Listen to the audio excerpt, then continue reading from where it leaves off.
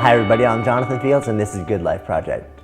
So my guest today is Josh Kaufman, and this is a special episode. One of the things that we've discovered through a lot of our viewers is that the process of trying to live a good life, a better life, often requires you learning a new set of skills. We've had a ton of questions over the last year from people who say, I would love to do this, but I don't have time in my life to do it. I don't want to wait forever to make it happen. So we're bringing you Josh, who's also the author of a book called The First 20 Hours, who's an expert in, I guess, what I would call accelerated learning. So great to be hanging out with you today. Thanks for having me. Great to hang out.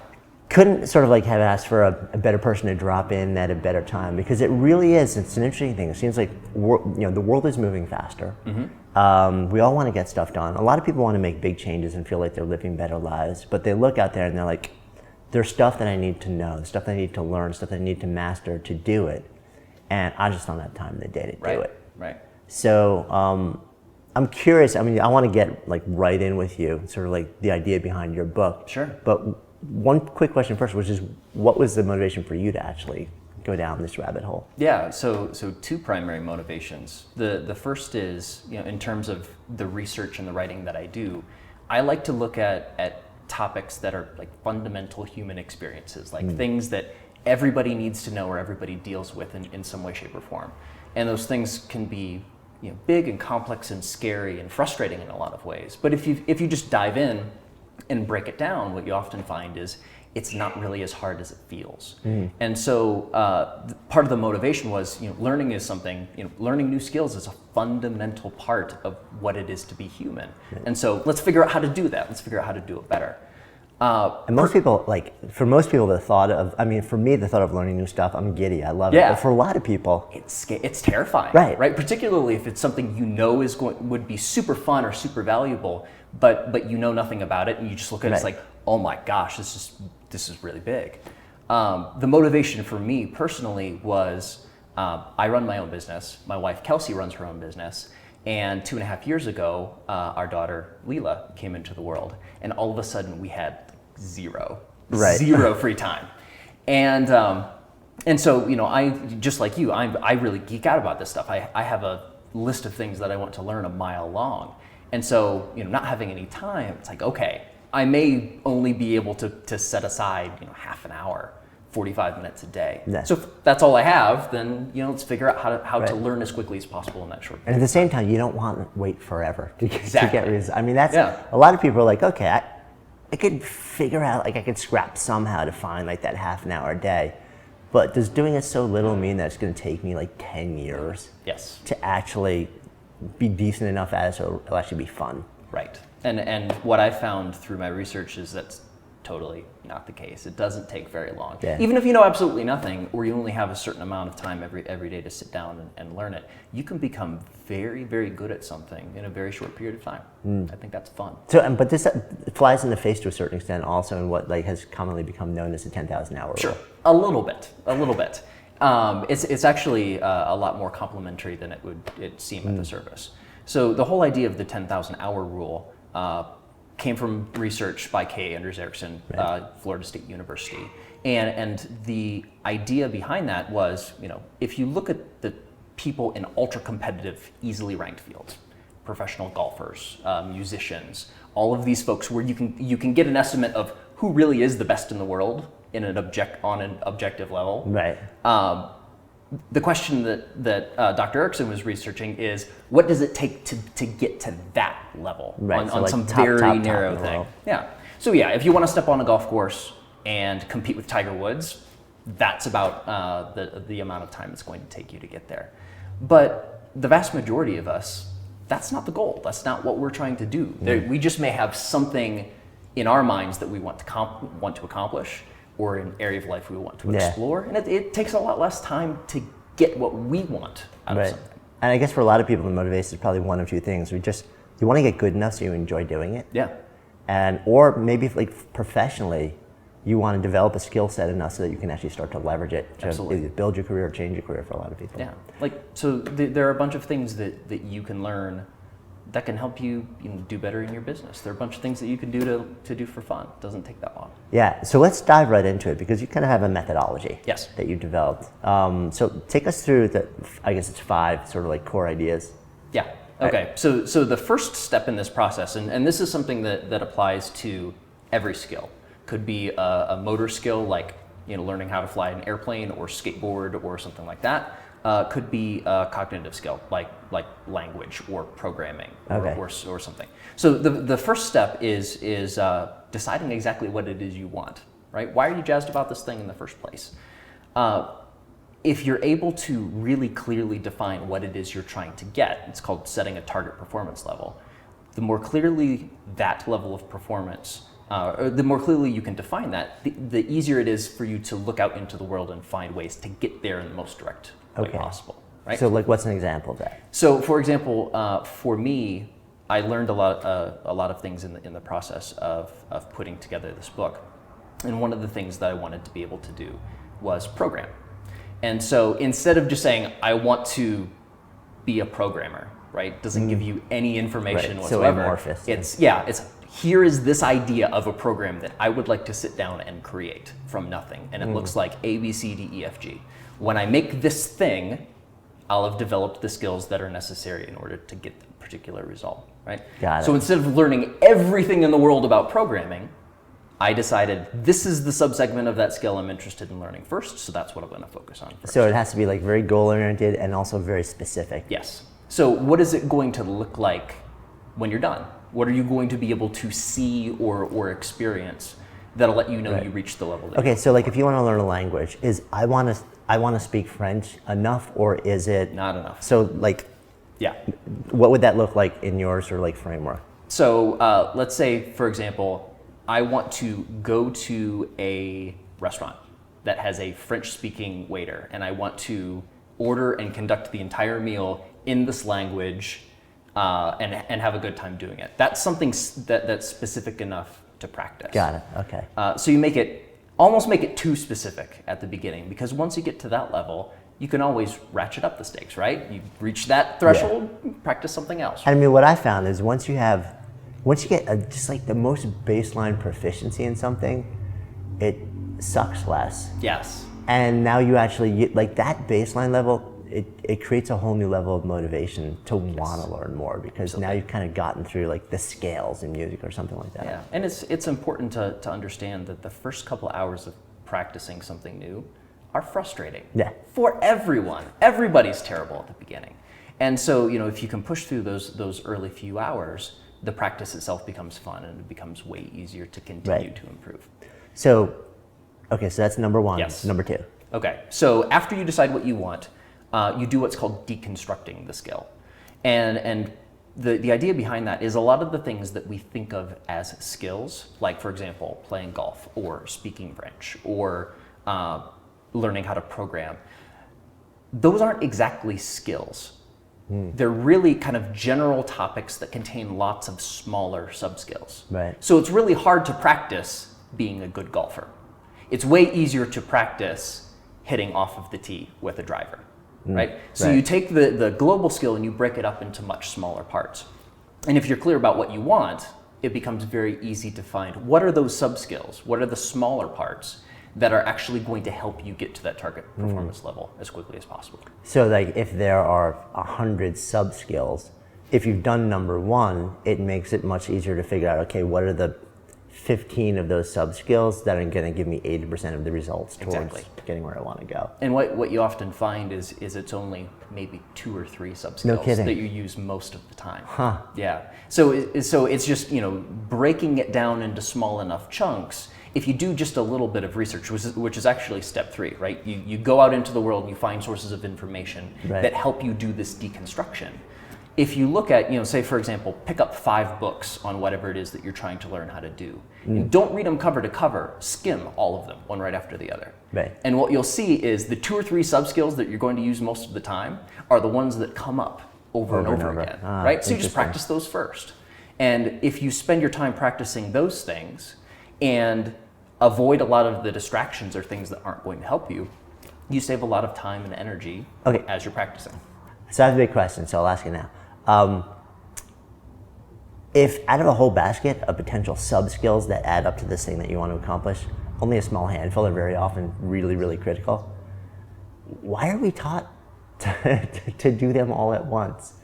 Yeah, I don't have a good answer for that, actually. I think the biggest thing is we treat in our culture now learning as a very academic exercise. Like the objective is to suck in a ton of information about this thing, whether or not you're going to use it.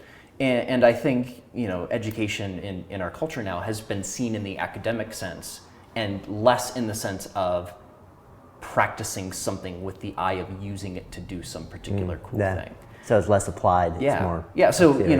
the whole idea of researching the topic, and something that I had to train myself out of, is I love doing research, right? So the first thing, like the programming was a good example of this for me. It's like, I want to learn how to program. I get 10 books and I have these courses, and I'm gonna go through all of this stuff, and then I'm going to sit down and write a program. It's like, no. You use the research, do just enough research to help you do the deconstruction and find the most important sub-skills first, and then get out of research mode and into practice mode as quickly as you can. Because that's where the real stuff's going to happen. And when you start practicing what it is you're actually trying to do, that's when you see the performance improvement. Now, you also made a differentiation when we started the conversation between cognitive skills, like learning a language, and did you use motor skills? Yeah. Motor skills, like swinging a bat or playing golf. Do all of these steps, I mean, we still have two more to work through, but with the three that we covered so far, are they all sort of equally relevant to both types of learning? Yeah, so for both types of learning, you have to go through the same general process. Some of the actual practice techniques can be different. So for example, one of the things that you can do when you're practicing a motor skill, which works really well, is practice it within a couple hours of going to sleep. Either taking a nap or going to bed for the night. There's a lot of research around the idea of what's called consolidation. So your brain translates the practice and experience you had and encodes neural connections to help you do it better. Right. That practice or that process is way more efficient if you practice within about 4 hours of going to sleep. So in the process of writing the first 20 hours, I retaught myself how to touch type on a different keyboard, which was like, having the experience of rewiring my brain to do something differently. Right. And then fun things like playing the ukulele, which is all motor skills. And it was surreal experience. I would practice it right before I would go to bed. And the first couple hours of practice was just terrible. Right. So I would practice, I'd go to bed, I'd pick it up first thing in the morning just to see. And it was like astounding how much better I was after a couple hours sleep. That's amazing. Because sleep helps consolidate that kind of stuff. Yeah, no, that's really cool. So yeah, some of the actual practice techniques are different, but the general process is the same. Right. So that's pretty remarkable. You literally wake up in the morning and you're better than you were when you went to sleep just because you slept in the middle of it. Absolutely. So yeah, so for like noticeably better, like really? Noticeably better. Like one of in the process of learning typing, like once I switched keyboard formats, I went from typing about as fast as I could think to literally like 5 words per minute, like terrible. Right.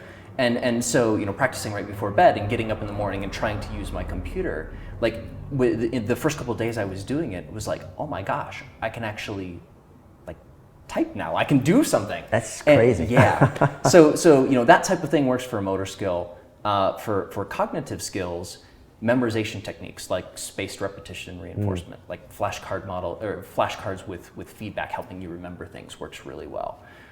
So yeah, the actual practice techniques can be very different, but the core method of learning is very much the same. And again, for both of them, before you go to bed, yes, helps with the consolidation. Absolutely.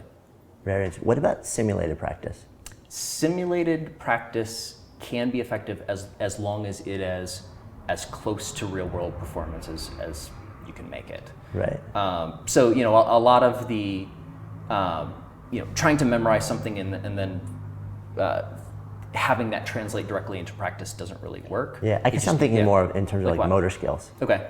Yeah, when I was a gymnast when I was a kid, we would before any event, I would basically, before I would step up to a piece of apparatus, I would kind of close my eyes and I would actually envision my body like moving through the entire thing. Okay. And then there was all this research that said that it triggers all the same motor neurons that would be trigger or like the same response in your brain Yes. as if you were actually doing it. But I'm curious in terms of sort of like, accelerated learning, whether that would actually make you progress faster and towards a high level of proficiency in that skill. There is quite a bit of research that says that imaginary types of practice does work, and it works well, with a catch, which is you have to do it in addition to the physical practice. Right. So if you're starting to consolidate those motor movements and you're doing that in practice, and then you're reinforcing that with imagined practice, awesome. Got it. But what I found is a lot of people get caught up in the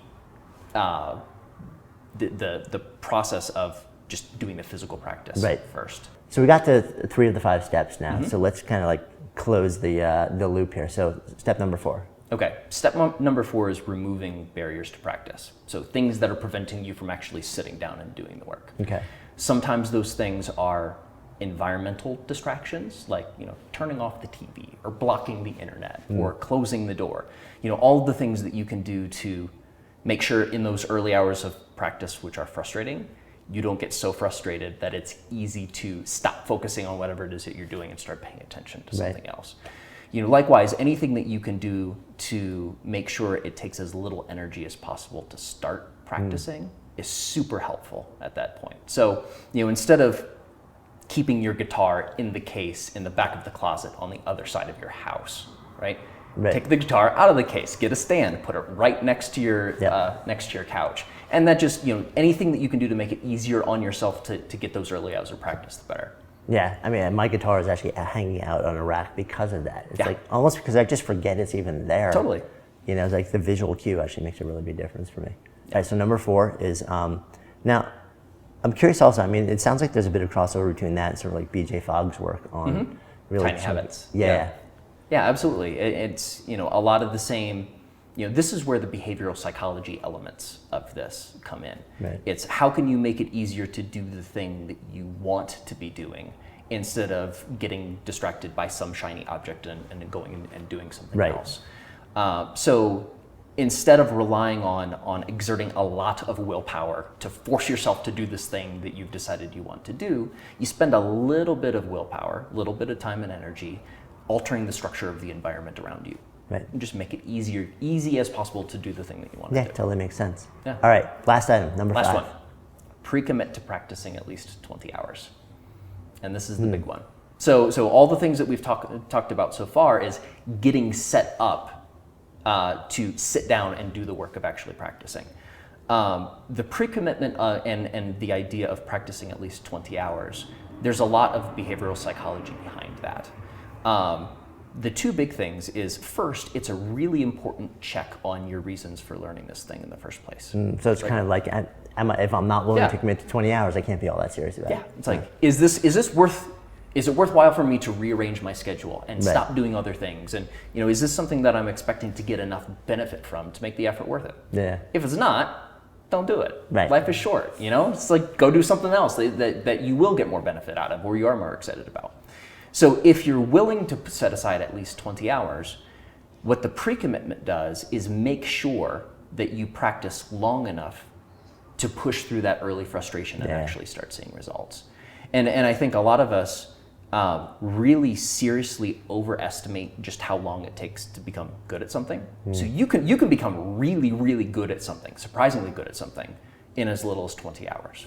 So if you practice that long, you're going to be way better at the end of that than you were at the beginning. Yeah, I guess a lot of people also figure, well, 20 hours, I've done that with a million different things, and I really wasn't very good. But probably when they actually look back and say, well, no, like I missed 3 days here, and like that one day where I was, said I was practicing for an hour, I was really only practicing for 10 minutes. So when you really add up all the time, I'm guessing there's a little bit of self-delusion that happens. There's actually quite a bit of research behind this. Our minds are not built to accurately estimate time. And in the early parts of learning something new, it's like, it's terrible. It's like, oh man, I've been at this hours. And you look at the clock and you've been at it 10 minutes. Right. And so a lot of the, both pre-committing to a certain amount of practicing. So 20 hours roughly is about 40 minutes a day for a month, give or take. So you can kind of think in your mind 40 minutes a day for a month. So a couple of, and I usually break my practice sessions into about 20 minutes apiece, right? So 2 20-minute practice sessions every day for about a month can get you there. And so, if you're able and willing to do that, pre-committing the time, make sure that you practice long enough to see that really good result. But it's also, psychologically it doesn't feel like that big of a hurdle to say, okay, this is important to me. Right. I can set aside at least that amount of time, right? So it's just enough that you're going to see dramatic results, but not so much that it prevents you from making the pre-commitment in the first place. I love that. So let's recap the 5 steps. Okay. So the 5 steps in order. Step 1, decide what you want. What's your target performance level? Step 2 is deconstruct the skill. Separate it into smaller sub-skills, practice the most important ones first. Number 3 is research the skill just enough to do the deconstruction and choose the most important sub-skills, but not so much that it becomes a barrier to practice in itself. Number 4 is eliminate barriers to practice. Make it easy to do what you want to do.